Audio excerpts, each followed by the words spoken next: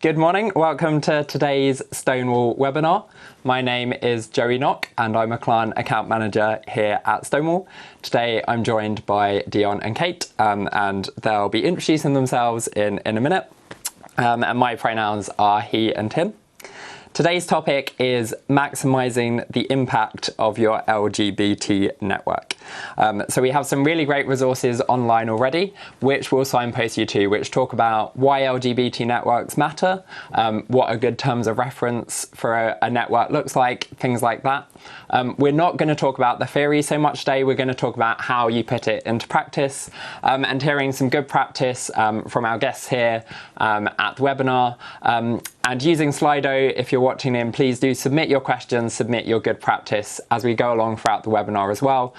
So hopefully this will be a really interactive learning opportunity for us all. Just before I get started, thanks to our guests, thanks to our hosts this morning at ITN Productions for their help in hosting this webinar. We're going to look at 4 topics and have a break in the middle, hopefully for you to get a glass of water and submit more questions on Slido. And the first 2 topics we're going to look at before that break will be successfully introducing LGBT spaces into your organisation and a bit about the role of allies within that. And we're going to be looking at strategies for driving activity with limited resources. So that's the webinar introduced. I'm now going to introduce our guests and ask them to talk a bit about their organisation and their network and how that's working for them at the moment. So I'm going to ask Kate first. Kate, if you want to just let us know your name, your pronouns, your job and what work is going on with your network at your organisation. I'm Kate Green, my pronouns are she and her, and I work for the Royal British Legion. I'm the area manager for overseas. The Legion's come a long way in the last 6 months, really, or the last year. We have never had a network in the past, and this year we were really pleased that we started the LGBTQ+ and Allies branch. So we've got members all over the world. And we've also, rather than a specific network, because it's what works for our organisation at the moment, we have representatives in the 17 areas around the country, all working together and just finding our feet at the moment as to how best support the people that we're trying to help, which is ex-service and service personnel, and also our staff who are LGBTQ and our allies. I think that's a really good point you made to start with, the fact that networks aren't one size fit all.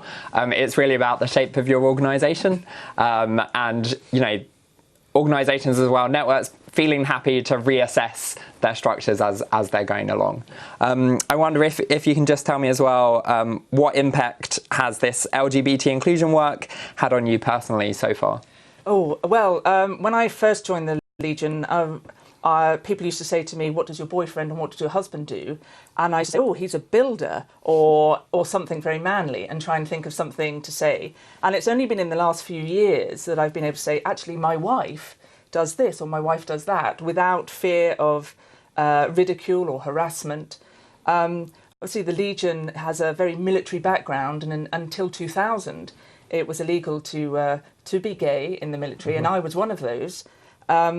So, and from that experience, you think, oh, you know, I can't say anything. This is not the environment, but I love the Legion and I want to work for it.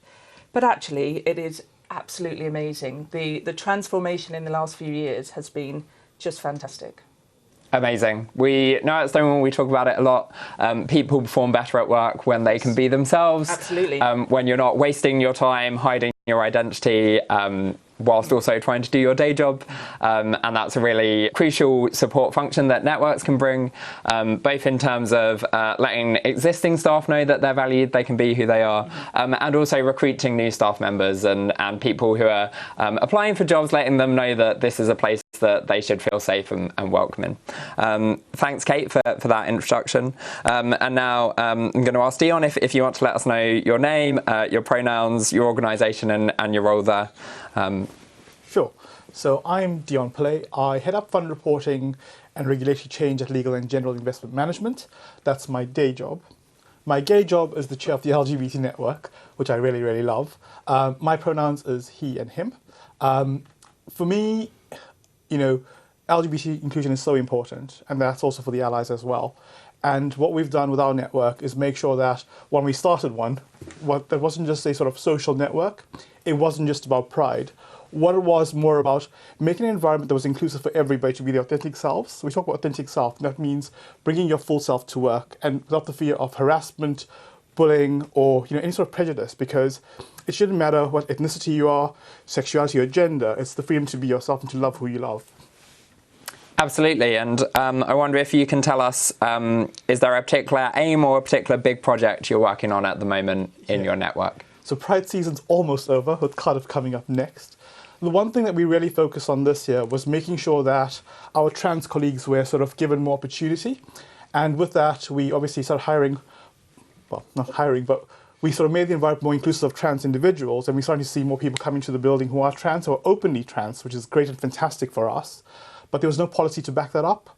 And our last couple of months we've been spent together with Stonewall, reviewing our policies, but also putting together a framework to support managers and existing staff to help those colleagues who do come out as being trans, to ensure that their journey is a pleasant one, and they can go from the time they enter the building to the time they exit feeling supported and feeling welcomed. Fantastic. It's really encouraging to hear that, like lots of networks, you've been busy making a lot of noise during the Pride season this summer in the UK, but actually the networks aren't just there for Pride. They're there all year round. They're there for those people who are already in the network and those people who aren't there yet. And we know that for a lot of networks across different organisations, perhaps they haven't had bi and trans representation. But we know we're also seeing a lot of networks really recognising the steps that they can take, and it's really encouraging to hear how your network is working with looking at policies and getting those procedures in place all year round. As I say, not just being there for Pride season. Okay, we're going to jump into our first topic now. So that is successfully introducing LGBT spaces into your organisation. I'm really glad we've got two people here from different organisations that are kind of starting this journey and at different points on this journey. So I'm going to ask Deon first. How do you drive membership in your network and get buy-in across the whole organisation, not just buy-in from LGBT people or people who already say they're committed to this work? Sure. I think the fundamental thing is visibility and making sure that your network is visible. So it's basic things like sending out posts to the entire company, making people feel included, making sure you have an ally network as well. So it's not just about LGBTQ+, it's also about allies, because your allies are your key supporters in this space. What we've been lucky with is we have role models and allies as a program. So what we see is we have recently, through LGBT Great, profiled the 50 top leaders in the industry. So the financial industry one is very backward in terms of LGBT inclusion. And what they've helped us do is profile all of the senior execs in the city saying, we support LGBT inclusion. So we had every single CEO at Legal & General sign up to say, I support LGBT inclusion. And it's not just, here's a statement, I support it. What are you now going to do to make a difference to the staff? So that's one thing that's helped us bring more people into the network. We've also seen over the last couple of months, a number of individuals, LGBT, who are openly LGBT and those who aren't as allies, coming up and saying, for the 1000 project, we want to be allies as well. But equally, it's also making sure that you give them the tools to become good allies. You say to them, there's an ally training program. What does it actually mean to be an ally? What support does the network need from you? And also including them in your sort of network structure. So when you have a committee, a sort of LGBT committee, making sure it's not just LGBT people, it's also the allies as well, giving them a voice to help educate them, but also to help take feedback on how they can make it more inclusive to bring more people in. Otherwise, you end up preaching to the converted all the time, and something that needs to change across most of the networks. Fantastic. I think what I know from questions that people already submitted before this webinar was, how do we balance allies and LGBT staff? And it doesn't have to be an all or nothing. It doesn't have to be that your allies are coming along to every event. You can still have those LGBT only spaces, and that's absolutely fine. But allies are really useful for getting more people involved, for, as you say, knowing how to talk the language of allies, what convinces other people to get involved in this work. Stonewall's research shows us that 84% of non-LGBT staff in organisations that took part in the workplace equality Index, 84% of non-LGBT staff consider themselves allies to LGBT inclusion work, and that's a huge amount of people that you can get to help run events, to chip in their creativity and their ideas. And the other really important thing around allies as well is if someone is questioning their own identity, or if someone isn't ready to be open about their sexual orientation or gender identity in the workplace, if you're able to bring them in, if they're able to feel comfortable and say, yeah, I can go, and no one's going to demand which LGBT person I am, I can just say I'm an ally, just be welcome in this space, then that can really help people in their individual journeys as well. It also makes a massive difference because your allies are the people that you want to, not necessarily your allies, but people in the business need to change their mindset, and it's through education. And the allies play a crucial role in helping drive that education piece. So whenever we have events, we always encourage allies to bring someone new to an event, and that way it helps educate the masses, because it's a little ripple effect of a pebble creates a ripple, but together we can create like a wave. And that sort of mentality sort of persists in our network.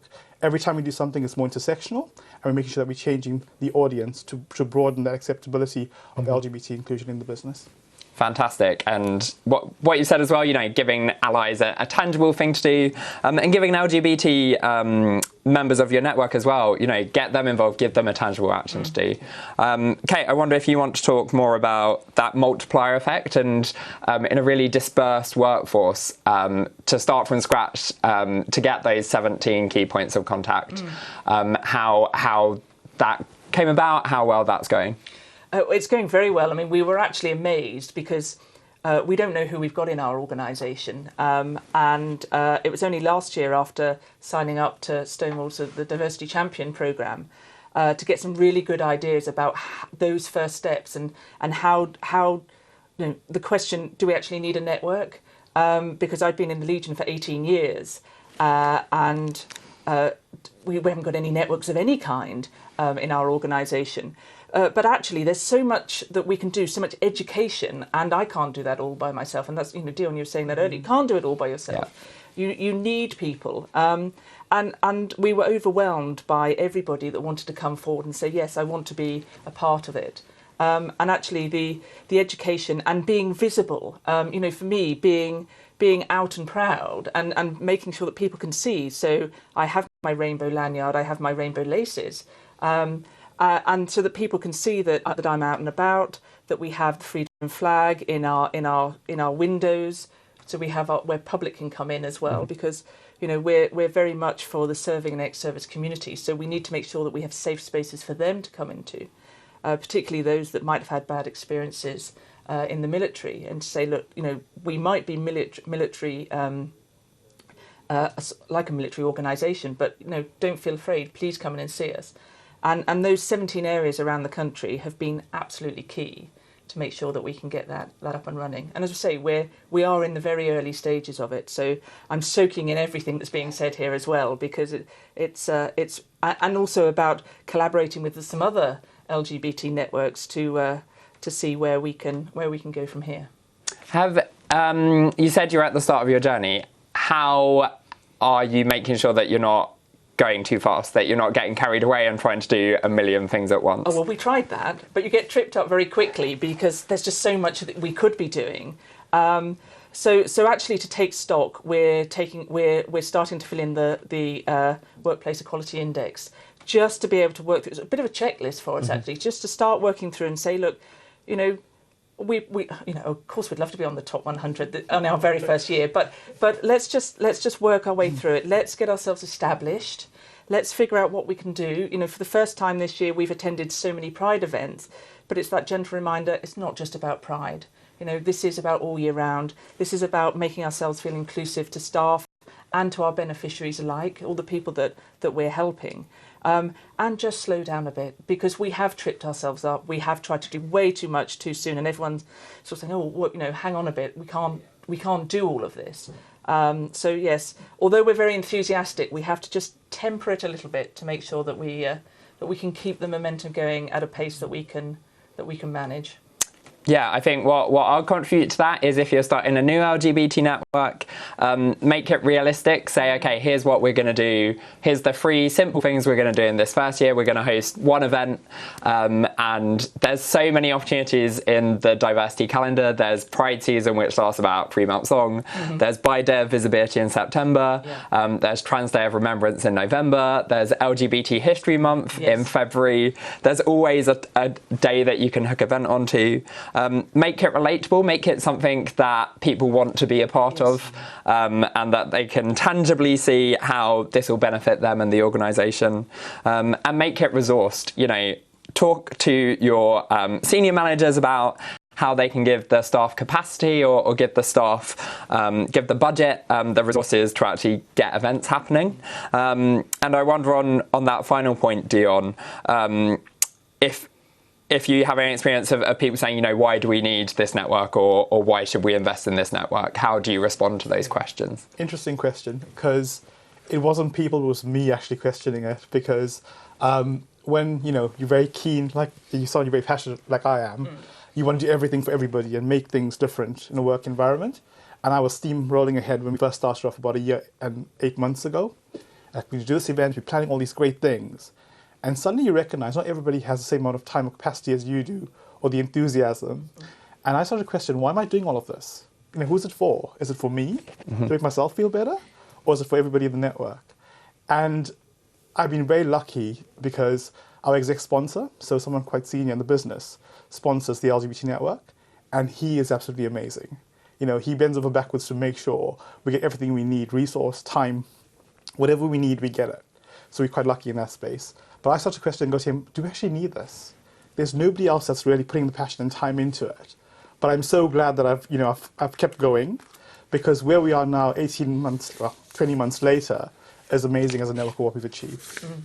Yeah. And I think as well, the top tip that I would always give when people are questioning why we need an LGBT network, or in general, you know, I think lots of us watching this webinar will have heard questions over the past couple of months. Why do we still need Pride? Why is this still, you know, why is this still something that we need to do? Research and lived experiences is your friend. So Stonewall's LGBT in Britain work report has some really robust statistics, which lets us know, for example, almost 1 in 5 LGBT staff have been the target of negative comments or conduct from work colleagues in the last year because they're LGBT. You may think we don't have a problem in our workplace, and that may be true, but also, you know, you've always got new people coming into the organisation, and they're bringing those negative experiences with them. Touching on that report changed my life, actually. So I used that report when it first came out, before I was actually outwardly out at work, to send to my manager and say to him, read these stats, they're really interesting. And he said to me, I would like to think it doesn't happen in our organisation. I responded saying, it actually does. I've been a victim of all of this. And he was like, what are you going to do about it? I was like, actually, good question. What am I going to do about it? And that's when I decided to take over the chair as a network chair and make a visible difference. So that report is an amazing report to actually have. Fantastic. On behalf of everyone at Stonewall, and especially my research colleagues, I know they'll be really delighted to how well that work has landed. We've got in our upcoming Manchester Workplace Conference at the end of September, we've got a session specifically entitled Educating and Empowering All Staff, and that'll be an opportunity in a bit more depth to talk about how you get all that buy-in, how you bring allies on board, how you talk that language. So if you've been really interested in this first topic we've talked about, there's a lot more for us to talk about there. And I'd also point people to the first of our online resources called Setting Up an LGBT Network. That has a brilliant in-depth case study from Vibrant, the LGBT network for CYBG, and there's lots of really practical tips and examples in there that you can reread over again as well, to really supplement what we've talked about so far. Okay, thanks for that first section. I'm going to move on to our second topic now. Do keep sending in your questions and sharing your ideas online on Slido. So we're going to look at how you have strategies for driving engagement with limited resources. So I'm going to ask each of our guests if they can give a specific example, and I'm going to start with Deon this time. Deon, have you got an example of an event or initiative you've run recently on a limited budget? Yeah, I think there's so many things you can do with a limited budget, because the first thing is intersectionality. It's really, really important, and it's really, at the moment, very crucial to sort of get more engagement. So we partner with our parents and carers network, and the reason we do that is because we've seen this hot topic around Birmingham, what's happening in schools, and making sure that people understand the challenges LGBT individuals from a very young age face in their sort of, in their life. And we connected with a charity called Just Like Us, and it was amazing to have them come in. But more importantly, for all of these things that you do in your workplace, is make sure you use free resource. Your people have the most amazing stories. Using their stories to share with your network changes, it's a game changer. We had people in the room in tears because it was such a moving experience. And the first thing was like, how can we get involved? Everyone's like, how can we support you? How can we change the dialogue? What can we do for the schools as well? So using your charity partner is very important. Also using your people to come out and sort of be their authentic selves and share authentic stories, because that makes a massive difference. It costs you nothing. It costs you a room, it costs you some time, and maybe some refreshments after. But there's a small budget. It costs us probably about £200 to do the entire event. But the number of people we touched that day, it's basically, it was worth it. Before I worked at Stonewall, I worked at another charity at a time when we were starting up an LGBT network, and like lots of third sector organisations, obviously budget is, you always have to justify why you're spending it. And similarly, the first thing we did was, let's just get staff to tell stories. Let's just bring people in. Absolutely. And even lunch and learns, it costs you nothing. People bring their lunch, they sit around a desk, and you share best practice. You also share your story, but more importantly, you invite colleagues who are non-LGBT to come and listen and understand and learn more about the community. People are scared to engage because they're scared to make mistakes. The more you educate them, the more you break down barriers. And absolutely, and that's exactly what we've been doing. Really, is I was on the Stonewall Leadership Programme last year, and somebody there mentioned about personal stories and being your authentic self. It doesn't cost anything. You can tell a good story. You do need lots of tissues, mind, because it's so emotional. It really is. And it was the first time that I had actually shared my experience of being in the military. And being gay and being a military policewoman at the same time, which was the biggest contradiction in terms. And then going around the Legion, our various offices, and talking to people, so that other people then start to talk and they tell you about this. And we had no idea who, as I said, we're not entirely sure who we've got in the organisation, but people, if they see you and they hear your story, they will come forward. And we had allies doing the same. And I stood at one of our conferences. We have many conferences around the country in January, and I stood up at one in Essex in particular, and I was talking about the launch of our LGBTQ and Allies branch, which we thought might be controversial, bearing in mind the majority of our members are white males in their 70s, 80s and 90s. And I stood up and I told my story about being in the military, and about 19 years ago the ban was lifted. And God, I can feel it myself now. The people were just, at the end, they came up to me and they said, I'm estranged from my son or my daughter because they're gay, but now I want to go and, I want to reunite with them and what they must have been going through. So that education costs nothing, but is so powerful. And I think that's where we started. And I think that's a really good thing for every network to do, is to tell your story. And I think, some people want to tell their story and are really comfortable doing that. Others don't. Perhaps they just need a bit of encouragement, and those people who are more comfortable doing it can encourage those members of your network to do it. But also, Stonewall, your client account manager can signpost you to online resources, and we have our workplace stories role model library. So we know almost 2 in 5 bi people aren't out to anyone in the workplace. So we understand why bi people in your organisation might not want to tell their story yet, but you can put a video about, I saw a great video on Facebook the other day about bi myths, and it's a confident young bi person saying, okay, I'm happy talking about my bi identity. I'm going to tell you about it. And if you don't have those people yet in your network who are comfortable talking their story, there's always videos, there's always online resources you can find. Absolutely. So there's different forms of being able to tell your story. So you can anonymise it, you can write it down so that people can just read it. We are going to do some videos, which could then be, because we can't get out to everybody all in one go. So if for those that are confident to speak up and be seen and to own that story, then we'll be doing some videos to do the same thing. And it costs nothing to make a video. You know, I use my iPhone and we make some amazing videos, even for Pride. And if you use iMovie on an iPhone, it is brilliant. Just, you know, the software is there, just use it. And the powerful messages you can create through video is so much better because people are less likely to read emails. We get email overload at work. And if you send a video out, people are like, oh my God, that's amazing. And social media helps the network as well. It's amazing how people connect from work through social media to follow what we're doing. So I think there's two really important points there, that there's so many creative things that you can do in a network, and if you can tie that into, quite often organisations have values that talk about diversity and inclusion, welcoming everyone. If you can encourage line managers to see how network contributions can be part of an appraisal system, then this gives network members a really fun thing to do. Not every organisation obviously has a really great intranet or has people who are often desk-based. To pick up your point there, Deon, outside of the office, lots of people are on social media. And we had a really good example from the Royal College of Nursing on how they connect their dispersed workforce. So they use the hashtag RCN Rainbow Popcorn, and what they do is say, at 8 o'clock tonight, we're going to watch this film on Netflix. Here's the hashtag tweet along. And that's a really great way of getting a dispersed workforce together, you know, doing something fun, doing something social when actually you're not all in the office at the same time.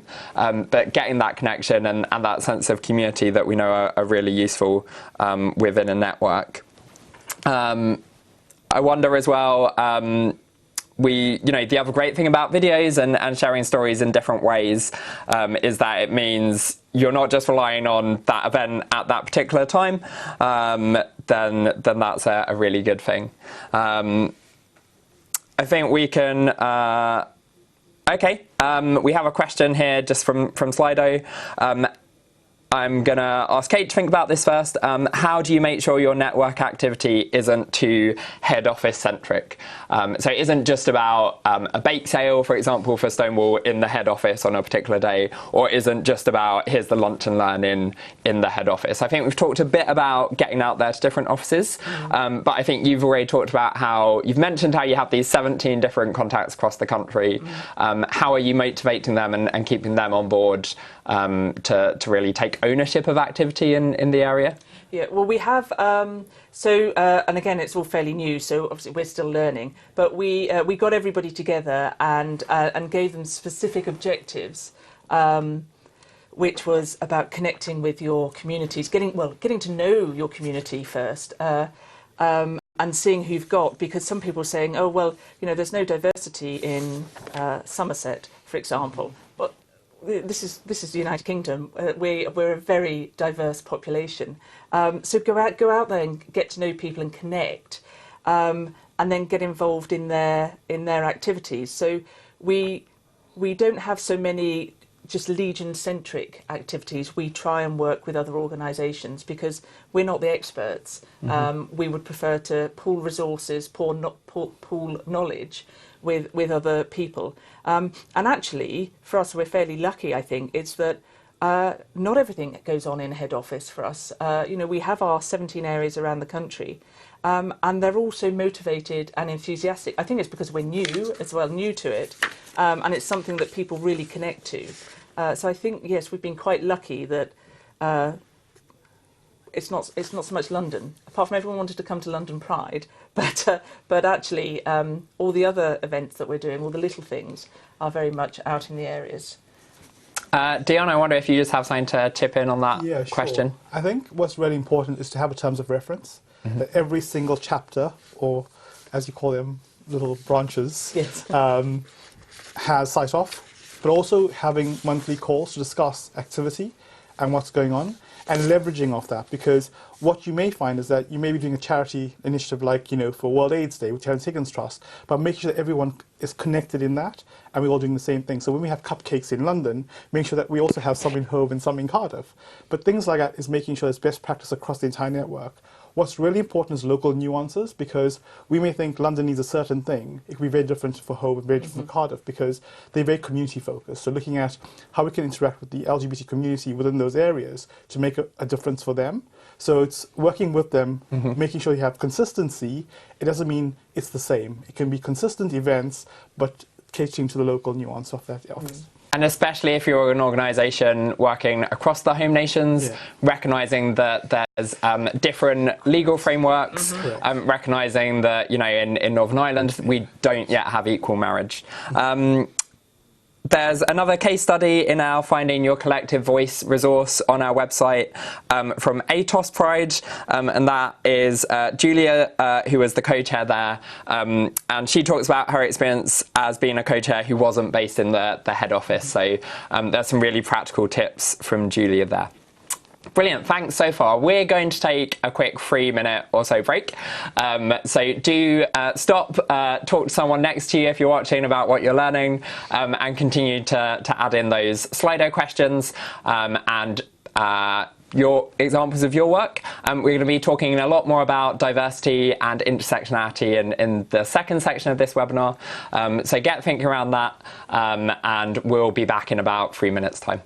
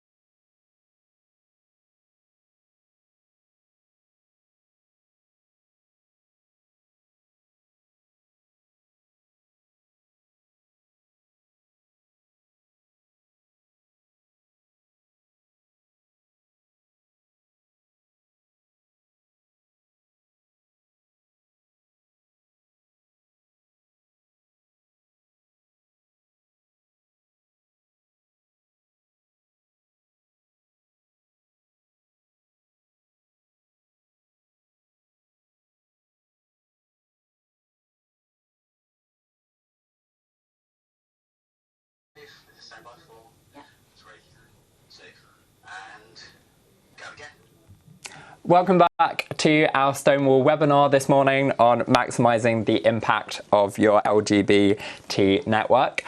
Thanks for your questions that you've been sending in on Slido. So I know we've got a question on the questions that are coming through are how we can get LGBT staff involved and how we can keep up that energy and really utilise what's going on.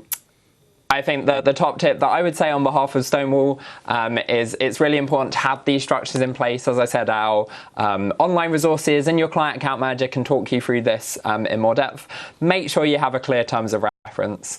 Make sure you have clear yearly objectives that suit your organisation, suit your network. It doesn't have to be doing a million things. It can be like, here's the 3 things we want to do.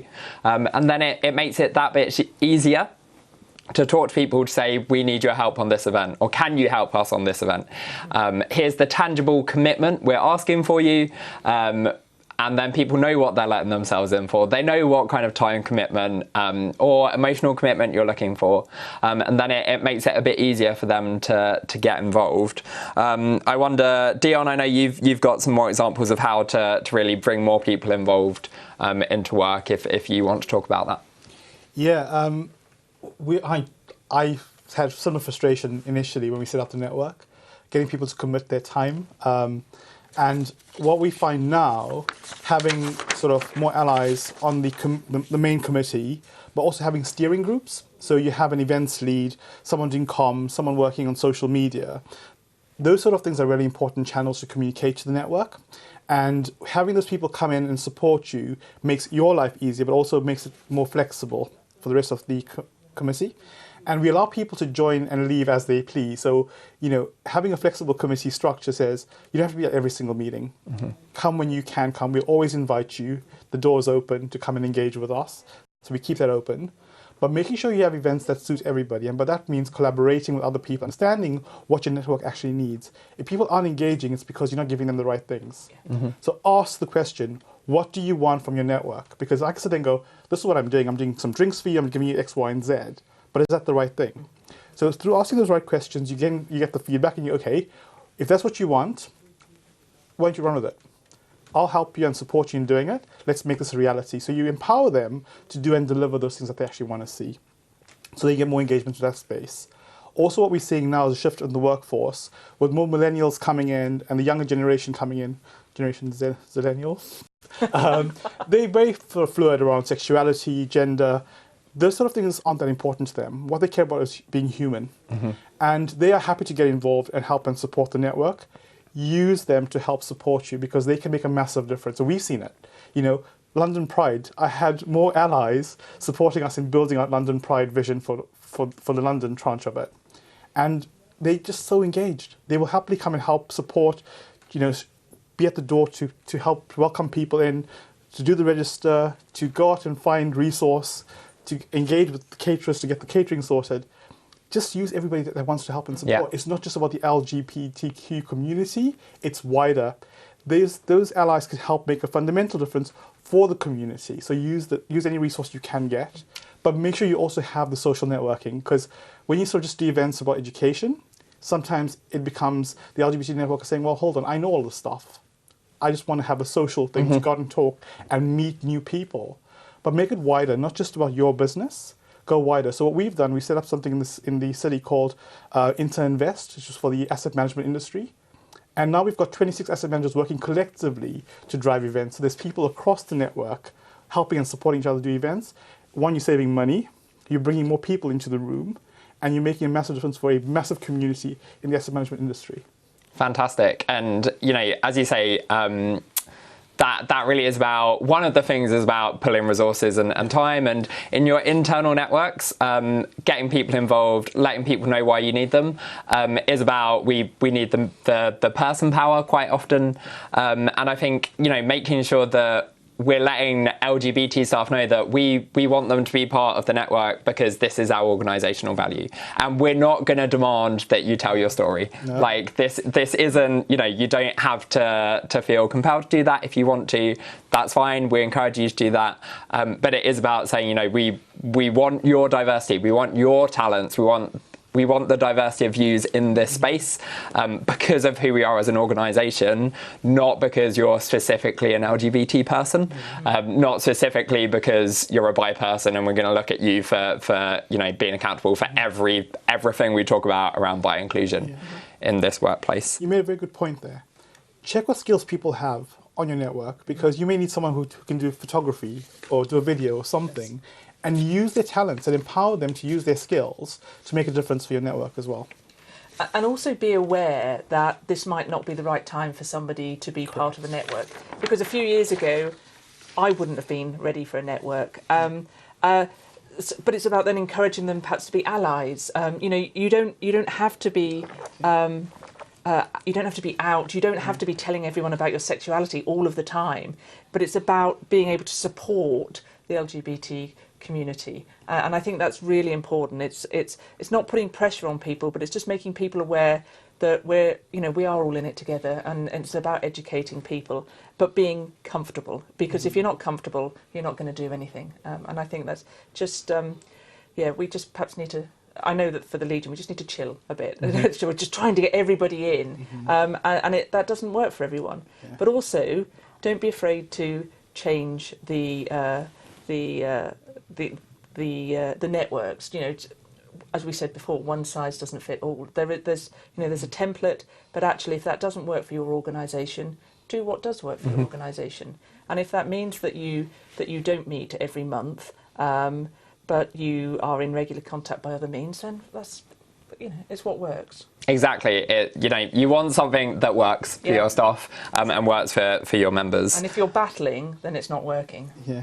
And Deon, you started talking a bit about that collaboration with other networks, both sector-wide, setting up a network, but also different equality networks within the organisation.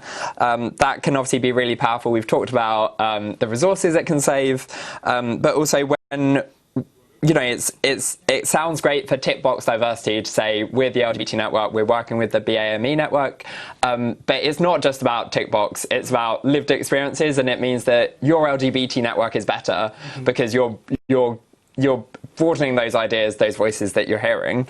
I wonder, Deon, if you have specific examples of events you've been working on with those different networks. Yeah, so we do try to be more intersectional now with our networks. But with that does come challenges as well. So we need to be very clear about the challenges as well. Whilst it works really well to sort of bring more people into the room and to, not preach to the converted, as we said before, equally you get challenges. So when you're working with the ethnicity and cultural network, which we do, you find that people use culture and religion as two stumbling blocks as to why they can't support an event because they see LGBT included in that. And you're like, well, hold on.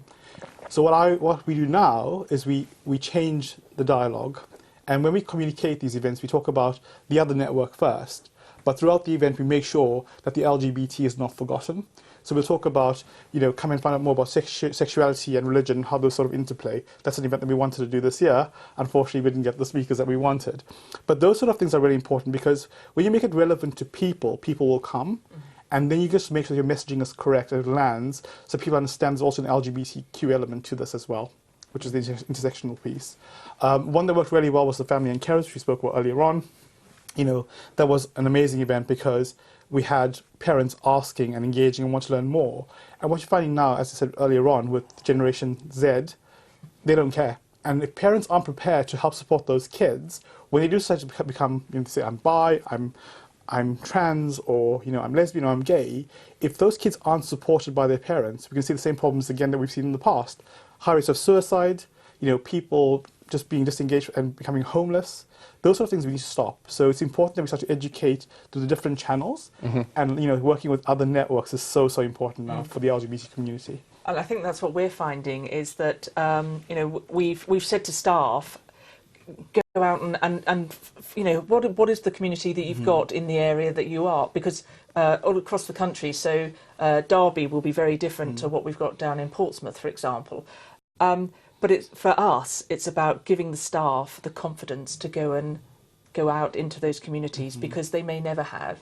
They may, I mean, we've had some staff that say, I've never spoken to someone that's gay before. They will have, they're just not aware of it, and then they think they need to act differently. Now, they need to be respectful, and they need to have an understanding of people's backgrounds and cultures and everything that affects us. But you don't need to, we're not special. We're just human, exactly. Yeah. And you just treat everyone as human beings. Yeah. But it's giving staff that confidence, that learning package, and I think that's where Stonewall's been really good for us. The whole wealth of information that we've been able to get from the website, from our client account manager Mandy, to be able to support our staff when they're going out and spreading the good word. The other thing that's really important is to empower people and give them permission to get things wrong. Yes. When you say it's okay to get it wrong, as long as you're learning. Yes. Because people are normally scared to engage because of that. They're scared of, if I get this thing wrong, then I'm going to be sort of marginalised and I'm going to be sort of beaten up for it. And we have this conversation all the time as part of team meetings that we go in and we talk to people in the team meetings about LGBT inclusion, but also make about intersectionality as well. And they go, as a straight white man, I don't engage because I'm scared of getting things wrong. And you're like, it's okay. Like, we can do reverse mentoring, we can sit down with you, have conversations, have a coffee to help you to understand the community a bit more. And those sort of interventions work really well as well. Absolutely. I'm just going to pause the chat there. I know we've, it's so fascinating. I know we've had questions saying that Deon mentioned already about the intersection between faith and LGBT identities. It's really important to recognise that as with any other identity, there are LGBT people who are also people of faith. There are allies of LGBT people who are people of faith, and that can be a really core part of their identity. We know that there's a lot of noise in the news around how these identities can seem to be in conflict sometimes. What's really important to remember is, and for your organisation to be clear around, like, we're here to support everyone. There's no hierarchy of identities or hierarchy of rights within this. In terms of how you can practically do conversations around that, one of the library of workplace stories we have on our website, which are free to download, posters and interviews, so really low resource. One of those, I'm pretty sure, is of a person of faith. There's also some really fantastic videos out there. I always keep going back to online content because that's a really useful low-cost resource. So far, I know, for example, there was on BBC iPlayer at the moment, there's a documentary, I think it's called Too Gay for God, and it looks at Reverend Jiddy, who spoke at our London Workplace Conference, and that's a really personal story about how he now, as a church villain vicar, has been on a journey of looking at his faith and his sexuality identity together. So I think, with every identity, it's really important to remember there are lesbian, gay, bi and trans people and their allies who are also in those spaces. It's not about your LGBT network learning about, for example, being disabled and the experience of disability and accessibility. It's about recognising there are LGBT people in those spaces, and your client account manager can help you signpost you to those good online resources, those free resources, those low-cost resources as well. We're going to move into our final topic now, which is continuing non-diversity, looking at how you can make sure your network is inclusive and represents the diversity within the LGBT community. So really continuing that conversation. Going to ask a really big question to Kate. Do LGBT networks need to be more inclusive, and how can they do that? Well, I mean, our network as such is, it's not very inclusive in that we still don't know who we've got in our organisation, so we are 95% allies, and then there's three or four of us. But it's about, I think for us, is as we begin our journey, is about becoming confident, being enthusiastic and being visible, because not everybody in the organisation yet knows that we're there. So we need to make use of our intranet. We need to get that up to speed.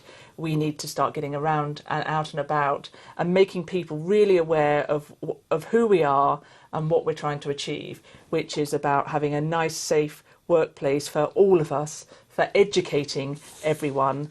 And I said, as we said earlier, my story was actually quite powerful for people to understand. Even some of my colleagues that I've worked with for 18 years, they couldn't believe what it was like in the military, for example, or what it was like to begin with in the Legion. So I think for us, as we said, we're right at the very start of our journey, but it's about being visible and getting out there. And when you're at the start of your journey, it's we've talked about taking stock, using the Workplace Quality Index, making sure you're doing things correctly. Yes. And it's a really great opportunity to stop and be like, okay, let's look at the language you're using. Let's make sure we're not talking about come and join our straight allies group, because as soon as you say straight allies, that's trans erasive. Yes. It's saying we're not here to support trans people.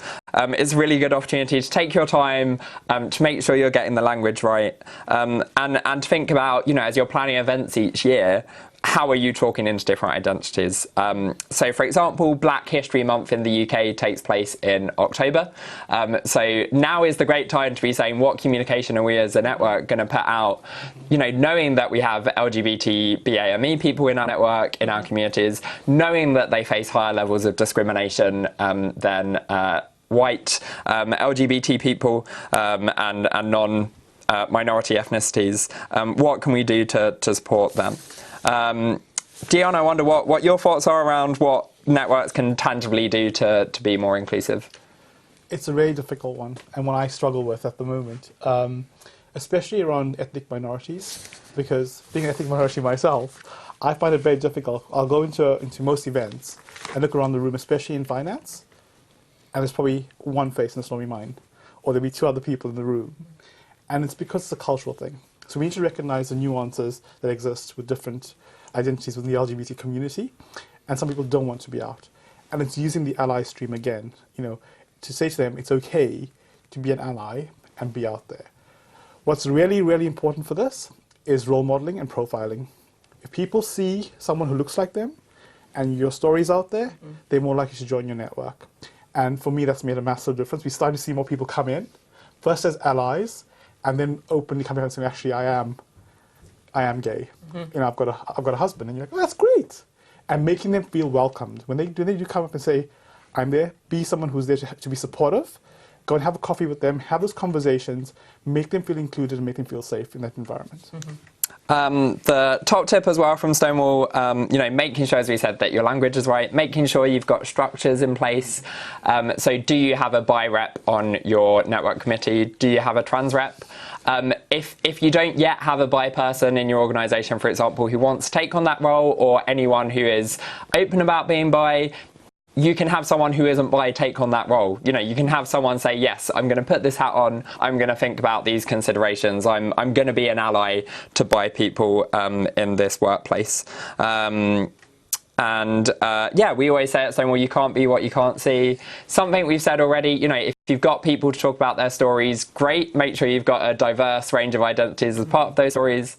If you don't have those people in your organisation yet, if you don't have the resources to get an external speaker, we have the Workplace Stories library. We have online videos where there's loads of people sharing their different stories that you should be able to use. The one other thing is make sure it's visible. So every month, make sure there's some comms going out. Make sure that people can see there's momentum with the network. So even if it's sharing the Stonewall newsletter, it's great. It's got great content in there. Share it. You get so much of research coming out. You see so many events going on Eventbrite. They're free events. If your network can't afford to have your own events, go support other people. There's so much of free resource available, especially for the LGBT community. It costs you nothing to go to the pub if you want to drink and have a drink, and network and meet people, and use all those interactions and all the interventions to make a difference for people, because the more you do it, the more people will join. Yep, and be conscious as well when you're planning events. What time of day are they happening? Where are they happening? Get a variety of things going. So not everyone can stay after work because they have care responsibilities. Not everyone wants to go to the pub because there's so many reasons for that. So make sure actually sometimes you're having events that aren't based around that. Sometimes have a breakfast if that's what suits your organisation. I was recently at Cheshire Fire and Rescue Service for their regular networking breakfast because they've worked out that's what works for their organisation, because you can get people together at the start of the day before they go and do their shifts at different sites across the county. Okay, we're coming towards the end. Before I wrap up, I'm just going to ask Deon and Kate for one kind of take-home message that encourage people from this seminar, this webinar. So Kate, a kind of one sentence thing that you'd encourage people watching to think about. Don't give up. Keep positive and keep passionate, and because if people see your enthusiasm and your passion, they're more likely to follow. Brilliant. Stay passionate. Thank you. And Deon? Took that one. But I think what's really important is the visibility piece. I can't go on enough about visibility. Be the change that you want to see. Yeah. And if you are visible and other people start to step up and become visible through allyship or role modeling, it will make a massive difference for your organisation. Brilliant. Thank you, Kate and Deon, for those interactions. I'm just going to spend a couple of minutes wrapping up now. Before I do that, again, a huge thanks to Kate from the Royal British Legion and to Deon. Kate, how can people get in touch and stay in touch with you after this webinar? You can follow me on Facebook, look for Mrs. Green. It's it's mostly vegan, but I do talk about my journey as well on there. So have a look for Mrs. Green on all social media outlets, all good social media outlets. Brilliant. And you'll see me there. And Deon? Twitter, Deon Philly UK. And then if you work in the investments or asset management or finance industry, Interinvest is the place to go. We're a free organisation for making sure that all companies have equal opportunity to make a difference. Brilliant. Yeah. I'm Joey Knock. I'm on Twitter at Joey Knock. Do follow Stonewall at Stonewall UK on Facebook and Twitter. That's where we're sharing lots of fantastic resources. So thanks to my guests. Thanks for watching. Today we've talked about UK networks. I know we've had a question around the support for global networks. Your client account manager, if you're part of our Global Diversity Champions program, can talk to you more about that. And that would be my take-home message is if we haven't answered your question today, if you still have questions, email your client account manager, especially if you submitted questions anonymously on Slido so we can't get back in touch with you. They're here, we're here, Stonewall is here to support you on this journey, so do get in touch with us. And as I say, that's through your client account manager, that's through our network's resources on the My Diversity Champions Hub. And we also have our Manchester Workplace Conference coming up, which is on the last Friday of September. It's the 26th of September, so a few days after By Day of Visibility. And we've got sessions specifically on the diversity of LGBT networks and how to drive that up. And as I said, engaging all staff. So, as I say, we're here, your client account manager is here, and there's lots of resources to support you around that. A big thanks once again to our hosts. Thanks to my colleagues at Stonewall who you can't see on screen, especially Charlotte and Kerry for their help in getting this event happening. And thanks again to our hosts here at ITN Productions for the use of the studio and the technology today. From myself, from Kate and Deon, from everyone at Stonewall, thanks so much for watching, and we hope you enjoy the rest of your day. And as Kate said, just keep going. Thank you.